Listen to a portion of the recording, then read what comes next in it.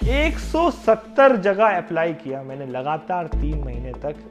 कहीं पे भी जॉब नहीं मिली। मैंने फाइनली एयरपोर्ट पर एक क्लीनिंग की जॉब ज्वाइन करी, जिसमें मैं लिटरली जो है एयरपोर्ट पे झाड़ू दिया करता था। रात में जाया करता था -1 -5 डिग्री सेल्सियस में ठंड में, और न्यूज़पेपर फेंका करता था घरों में। लड़के ने इंजीनियरिंग किया है आपके बेटे ने, और जो है वहाँ जाके जो है वो झाड़ू दे रहा है और अखबार बेच रहा है, खानदान की नाक कट आई है। उन्होंने मुझसे कुछ महीने पहले बोला था कि तुम अपनी ज़िंदगी में कुछ नहीं कर सकते। हेलो दोस्तों, मैं हूं आमिर कुतुब। मेरी उम्र 30 साल है और मैं ऑस्ट्रेलिया में एक मल्टीनेशनल कंपनी ओन करता हूं। तो मेरी शुरुआत उत्तर प्रदेश अलीगढ़ की एक मिडिल क्लास फैमिली से हुई, और मेरे पापा चाहते थे कि उनका बच्चा बड़ा होकर डॉक्टर बने। जैसे इंडिया में हर माँ बाप चाहता है कि उनका बच्चा या तो बड़ा होकर डॉक्टर बने या इंजीनियर बने। लेकिन मैं ये चाहता था कि मैं बड़ा होकर कुछ ऐसा इनोवेटिव करूं जिससे मैं दुनिया में चेंज ला सकूं, और वो मेरा अपना खुद का हो। लेकिन क्या करूं, ये मुझे कुछ आइडिया नहीं था, क्योंकि मेरे खानदान में दूर दूर तक ना किसी ने कोई बिजनेस किया था, ना कोई ऐसा इनोवेटिव काम किया था। तो पापा कहते थे इन सब चक्करों में मत पड़ो, अपना पढ़ाई में कंसंट्रेट करो, अच्छा सा कोर्स करो, नौकरी पाओ। और ये बिजनेस है, ये वही लोग कर पाते हैं जिनके पास बहुत पैसा होता है, या खानदानी जो बिजनेस होता है, वही लोग जो इसको आगे बढ़ा पाते हैं। तो ये बात मुझे थोड़ी अजीब लगती थी। मुझे लगता था ऐसा क्यों है कि सिर्फ बिजनेसमैन का बच्चा ही बिजनेस कर सकता है, या एक्टर का बच्चा ही एक्टर बन सकता है, या फिर कोई पॉलिटिशियन का बच्चा ही पॉलिटिक्स कर सकता है। मैं क्यों नहीं? मेरे अंदर ऐसी क्या कमी है? ऊपर वाला तो ऐसा भेदभाव नहीं कर सकता है मेरे साथ। मैं क्यों मेहनत करके जो चाहता हूं वो हासिल नहीं कर सकता? लेकिन खैर, अब जमाना आपको कॉम्प्रोमाइज करना सिखाई देता है।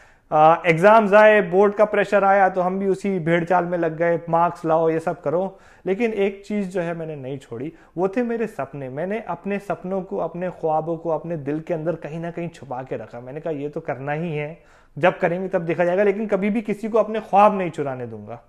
खैर, ये करते करते हमारा बीटेक में एडमिशन हो गया। मैकेनिकल इंजीनियरिंग में एडमिशन लिया, जिसमें मिला उसमें ले लिया। सबने कहा एवरग्रीन ब्रांच ले लो।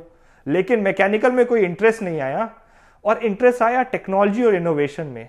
और धीरे धीरे ये इंटरेस्ट मेरा पैशन बन गया। तो जब मेरा बीटेक में एडमिशन हुआ, मैं बहुत एक्साइटेड था। मुझे लगा साहब मैकेनिकल इंजीनियरिंग में आए हैं तो एकदम धूम वूम की तरह नाइटर्स वाइटर्स सीखने को मिलेगा, या बढ़िया बढ़िया गाड़ियां बनाने को मिलेगा, कुछ इनोवेटिव करेंगे, कुछ नया सीखेंगे। लेकिन क्लासेस में गए तो फिर वही डेफिनेशन, वही फॉर्मूला, वही थ्योरम, वही एग्जाम। मैंने कहा अरे यार, ये सब तो अभी हम 11th-12th में करके आए थे, और तब बोला था बस यही कर लो, यही की मेहनत है, फिर उसके बाद ऐश ही ऐश है, फिर यही सब चल रहा है। तो मुझे समझ में नहीं आता था कि जो मैं सब्जेक्ट्स पढ़ रहा हूँ, जो भी पढ़ाई कर रहा हूँ, उसका मुझे आगे जाके प्रैक्टिकल लाइफ में क्या यूज है। और इस वजह से मैं बहुत ज्यादा लॉस्ट फील करने लगा। मेरा पढ़ाई में मन नहीं लगता था, और मेरे मार्क्स कम आने लगे। और एक बार मुझे अच्छे से याद है, एक टीचर ने पूरी भरी क्लास में मुझे खड़ा किया। मुझे खड़ा करके बोलते हैं कि तुम पढ़ाई में सिंसियर नहीं हो, लिख के ले लो, तुम अपनी जिंदगी में कुछ नहीं कर पाओगे। और उससे मेरा दिल टूट गया। मुझे बहुत बुरा लगा, मुझे बहुत अजीब लगा। लेकिन मुझे लगा कि यार, ये टीचर हैं, बड़े हैं, एक्सपीरियंस से बोल रहे हैं, शायद मैं हुई बेकार, मैं अपनी जिंदगी में वाकई कुछ नहीं कर पाऊंगा। मेरा कॉन्फिडेंस बिल्कुल बुरी तरीके से टूट गया। मैं क्लासेस छोड़ने लगा, मैंने बंक मारना शुरू कर दिए। मैं जाता ही नहीं था क्लास में, बाहर ही घूमता फिरता रहता था। फिर इत्तेफाक से ये हुआ कि उस वक्त हमारे कॉलेज में एक टेक फेस्ट हुआ, और मैंने टेक फेस्ट में दोस्तों के कहने पे पार्टिसिपेट कर लिया। अब पहले इवेंट में पार्टिसिपेट किया तो सेकंड प्राइज, तो बड़ा कॉन्फिडेंस आया उससे कि यार नहीं, हमें तो प्राइज वाइज मिल सकता है। और जब प्राइज लेने गए तो वही टीचर जो है वो चीफ गेस्ट थे। और जब मैं उनसे प्राइज ले रहा था, मुझे अभी भी याद है, मेरे दिमाग में वो जो वर्ड्स जो है वो घूम रहे थे, और मैं सोच रहा था कि यार, इन्होंने बोला था कि मैं अपनी जिंदगी में कुछ नहीं कर सकता, मैं कुछ तो कर सकता हूं।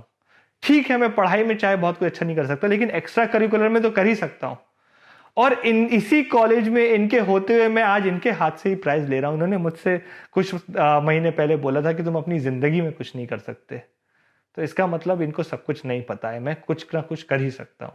और वहां से मेरा कॉन्फिडेंस वापस बूस्टअप होना शुरू हुआ। मैंने एक्स्ट्रा करिकुलर एक्टिविटीज में अपनी एनर्जी को लगाना शुरू किया, और उसी वक्त मेरे दिमाग में आइडिया आया कि हमारी कॉलेज की और यूनिवर्सिटी की कोई ऐसी कोई सिस्टम नहीं है, कोई माध्यम नहीं है जिसके थ्रू स्टूडेंट्स आपस में इंटरेक्ट कर पाएं, स्टूडेंट्स एलुमनाई से इंटरेक्ट कर पाएं, और जो रिजल्ट्स हैं वो सारे हमारे पेपर बेस्ड होते थे। तो मैंने सोचा क्यों ना हम अपनी यूनिवर्सिटी का एक सोशल नेटवर्क बनाएं।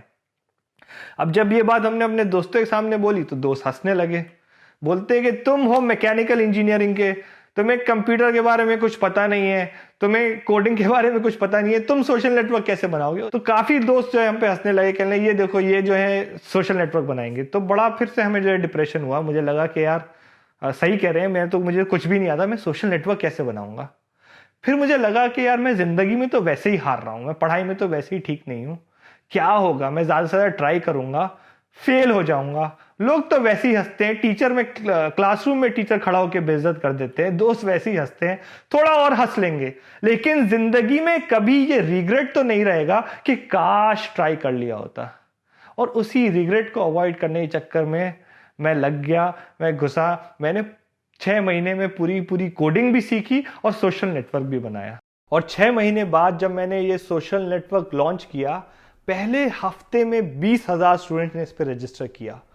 और तब मुझे एहसास हुआ कि ये बचपन से जो लोग आपसे झूठ बोलते हैं कि तुम ये नहीं कर सकते या वो नहीं कर सकते या तुम इस लायक नहीं है, इस काबिल नहीं हो, ये लोग अपनी खुद की कमियों को, अपने खुद के डरों को आपके ऊपर सौंपते हैं। और आप जिंदगी में जो चाहो, कुछ भी, जो भी चाहो, अपनी मेहनत और कोशिश के बल पे हासिल कर सकते हो।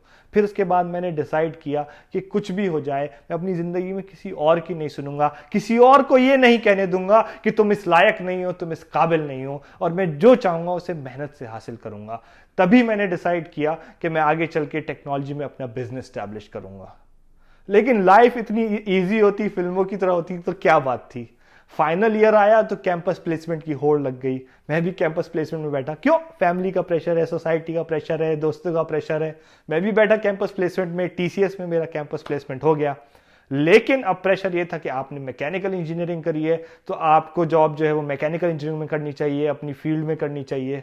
ये एक बहुत ज़्यादा प्रेशर जो है सोसाइटी से रहता है। और मुझे भी ये जिद थी कि किसी ना किसी कोर मैकेनिकल कंपनी में प्लेस होकर दिखाना है, चाहे इसको ज्वाइन ना करूं, करना अपना बिजनेस ही है, लेकिन प्लेस होकर दिखाना है। इसी चक्कर में मैं अलीगढ़ से दिल्ली आया और अलग अलग कंपनीज के लिए अप्लाई करने लगा। तब मुझे ये एहसास हुआ कि जो कंपनीज रिक्रूट कर रही थी उसमें मैं एलिजिबल ही नहीं था अपनी परसेंटेज की वजह से। तो मैंने क्या किया, अपनी सीवी से अपनी 12th की और बीटेक की परसेंटेज ही हटा दी और अप्लाई करने लगा। मेरे पास होंडा से कॉल आया, मैं इंटरव्यू देने पहुंचा तो पता चला वहां पे जितने स्टूडेंट्स थे बाकी आईआईटी या एनआईटी से बैठे हुए थे। जब मैं अंदर गया पहला एचआर राउंड में, तो एचआर बोलता है कि तुम्हारी परसेंटेज तो कम है, तुम तो एलिजिबल ही नहीं हो इस जॉब के लिए। तो मैंने बोला कि सर मैं यहाँ पे आ गया हूँ, आपने बुला लिया है, तो मेरी आपसे बस इतनी विनती है कि आप प्लीज मेरा इंटरव्यू ले लें। अगर आपको मैं जितने भी स्टूडेंट बैठे हैं उनमें से किसी से भी कम लगूं तो आप मुझे रिजेक्ट कर दिएगा। फाइनली 4 स्टूडेंट्स का सिलेक्शन हुआ, जिसमें से 2 आईआईटी के थे, 1 एनआईटी के था और चौथा मैं था। मेरा होंडा में प्लेसमेंट हो गया। मैंने बड़े खुशी से घर वालों को कॉल किया, मैंने कहा होंडा में मेरा प्लेसमेंट हो गया लेकिन मैं ज्वाइन नहीं करूंगा, मैं करूंगा अपना खुद का कुछ ही। और भाई साहब उसके बाद जो इमोशनल ड्रामास और जो सेंटीज शुरू हुए, तो हमारे घर वाले जो है इतना मेलोड्रामेटिक हो जाते हैं, अरे तुम मैकेनिकल के हो, इतनी अच्छी जॉब मिली है, तुम्हें कोर में जॉब मिली है, पूरे खानदान वाले खुश हैं, मोहल्ले वाले खुश हैं, फिर क्या इज्जत रह जाएगी, और तुम जो है ये जॉब जो है ज्वाइन कर लो। और क्या होता है कि जब हम मिडिल क्लास फैमिली से होते हैं तो हमारे पास बहुत ज्यादा चॉइसेस नहीं होती हैं, क्योंकि एक डर हमेशा दिल में बैठा रहता है कि चलो ठीक है कॉलेज टाइम में जो किया वो किया, लेकिन अब रियल लाइफ है, अगर एक स्टेबल जॉब नहीं होगी तो फाइनेंशियल स्टेबिलिटी कैसे आएगी, अपने आप को कैसे सपोर्ट करेंगे, शादी कैसे होगी, एंड लोग क्या कहेंगे, ये सारी चीजें। तो हम भी इस चक्कर में फंस गए फिर से, और हमें फाइनली जो है ये जॉब ज्वाइन करनी पड़ी। अब मैंने होंडा ज्वाइन तो कर ली, लेकिन मेरा दिल जो है हमेशा वही इनोवेशन और टेक्नोलॉजी की तरफ लगा रहता था। मतलब एक एक मिनट गुजारना वहां पे भारी पड़ता था, ऐसा लगता था कोई गला घोट रहा हो, ऐसा लगता था कि सांस नहीं आ रही है, घुटन महसूस होती थी। और मैंने डिसाइड किया कि अपनी जिंदगी में इस तरीके से वेस्ट नहीं कर सकता, और मैंने सोचा कि मैं रिजाइन कर दूंगा। सुबह उठा, मैंने अपना रेजिग्नेशन लेटर टाइप किया, डर बहुत लगा कि क्या होगा, मेरी सिक्योरिटी छिन जाएगी, पैसा नहीं आएगा, कैसे सरवाइव करूंगा। फिर सोचा कि अगर नहीं किया तो जिंदगी भर अफसोस रहेगा, रिग्रेट रहेगा कि काश कर लिया होता, काश अपने आप को एक मौका दे लिया होता। तो कोई बात नहीं, अगर फेल होऊंगा भी तो अपनी खुद की शर्तों पे होऊंगा। मैंने जाके अपना रेजिग्नेशन लेटर दे दिया, बड़ा खुशी हुई कि रिजाइन कर दिया है। लेकिन वो खुशी जो है कुछ दिनों की थी, क्योंकि फिर रियलिटी हिट करी कि अब करना क्या है नेक्स्ट। बिजनेस के बारे में कुछ आइडिया तो था नहीं, बस ये था बिजनेस करूंगा, क्या बिजनेस किया जाए। फिर खैर जैसे तैसे 1-2 महीने लोगों से पूछ पाछ के मैंने फ्रीलांसिंग स्टार्ट करी, जिसमें मैं जो कंपनीज बाहर थी उनकी हेल्प किया करता था, उनकी प्रॉब्लम्स को सॉल्व करता था टेक्नोलॉजी सॉल्यूशन से, एप्स डेवलप करके उनके लिए। और इसी तरीके से मेरा ऑस्ट्रेलिया न्यूजीलैंड में क्लाइंट्स का नेटवर्क बन गया, रेपुटेशन बन गई, और उनमें से किसी ने सजेस्ट किया कि तुम ऑस्ट्रेलिया आके अपना बिजनेस स्टैब्लिश क्यों नहीं करते। तो सुनने में तो बड़ा आसान लग रहा था। जाने का एक ही तरीका था, स्टूडेंट वीज़ा। तो मैंने एमबीए के लिए अप्लाई किया और जैसे तैसे पैसा अरेंज करके एमबीए करने में ऑस्ट्रेलिया पहुंच गया।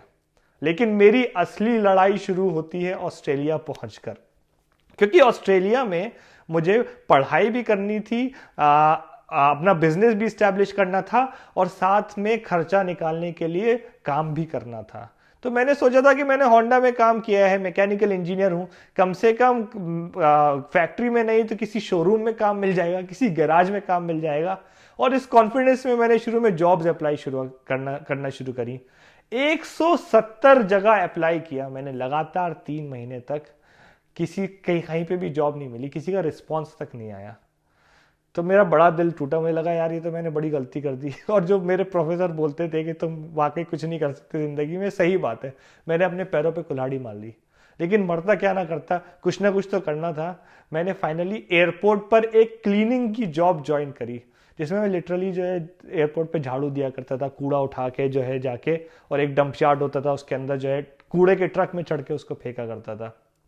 फिर क्योंकि वो जॉब दिन की थी, मुझे अपनी पढ़ाई भी करनी थी, बिजनेस के लिए भी ट्राई करना था, तो मैंने एक रात की जॉब पकड़ी, जिसमें मैं रात में जाया करता था -1 -5 डिग्री सेल्सियस में ठंड में, और न्यूज़पेपर फेंका करता था घरों में। 30-30 40-40 किलोमीटर जो है मुझे जाना हुआ करता था, रात भर वो मैं काम किया करता था। तो अब क्या है, दुनिया को तो प्रॉब्लम होती है हर चीज में। रिश्तेदारों को पता चला, उनके फोन आने लगे कि लड़के ने इंजीनियरिंग किया है आपके बेटे ने, और जो है वहां जाके जो है वो झाड़ू दे रहा है और अखबार बेच रहा है, खानदान की नाक कट आई और ये सब।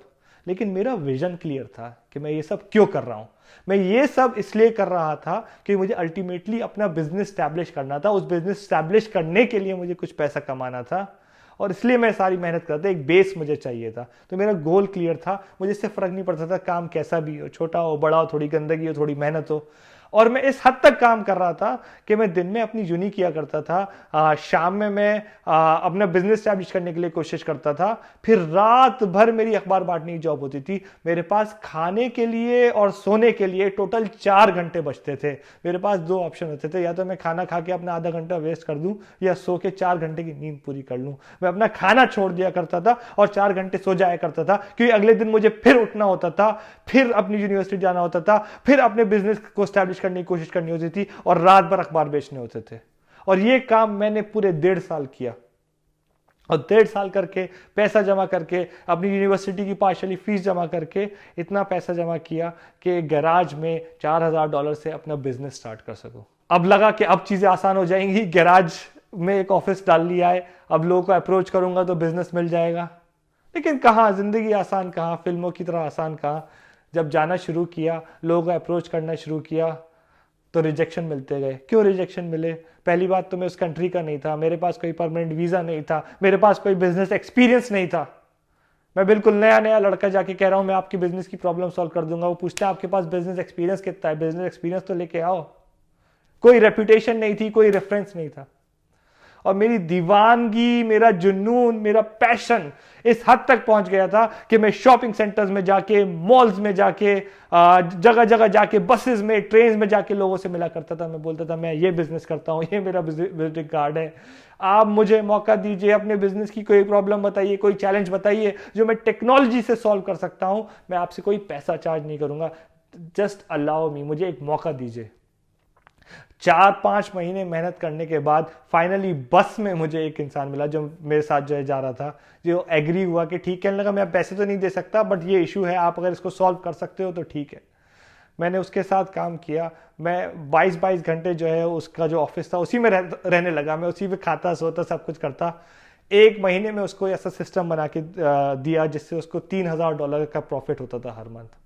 उसने मुझे ना कि सिर्फ पे किया, उसने मुझे रेफर किया बाकी लोगों से, और इस तरीके से एक के बाद एक मैंने लोगों से चार्ज करना शुरू कर दिया। वहां से मेरा बिजनेस स्टैब्लिश होना शुरू हो गया। और 2 साल बाद फिर उसके बाद मेरा बिजनेस धीरे धीरे इम्प्रूव होना शुरू हुआ और आज 6 साल बाद मेरी जो कंपनी है वो 6 कंट्रीज़ में फैली हुई है। उसका वैल्यूएशन $multi-million में है। इसके अलावा मैंने 7 अलग अलग बिजनेसेस और स्टार्टअप्स में इन्वेस्ट कर रखा है जिनका टोटल वर्थ $50 मिलियन है। लेकिन ये सब ऐसा नहीं हुआ कि ओवरनाइट हो गया हो। ये सब होने में बहुत टाइम लगा और बहुत स्ट्रगल लगा। लेकिन मैं ये सब क्यों कर पाया?